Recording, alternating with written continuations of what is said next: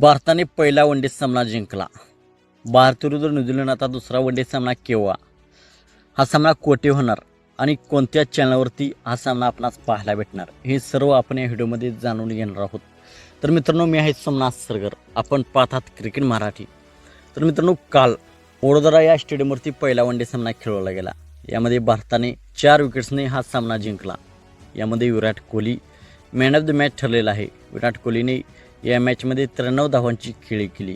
श्रेयस अय्यरने देखील 49 धावांची खेळी केली. न्यूझीलंडच्या टीमने प्रथम बॅटिंग करताना 300 धावांचे लक्ष्य उभे केले होते. ते भारताने 1 ओव्हर राखून पूर्ण केले. यामध्ये Virat Kohli man of the match ठरलेला आहे. तर भारत विरुद्ध न्यूझीलंड दुसरा सामना आता 14 जानेवारी रोजी होणार आहे. हा सामना राजकोटच्या मैदानावरती होणार आहे. हा सामना दुपारी 1:30 वाजता सुरू होणार आहे.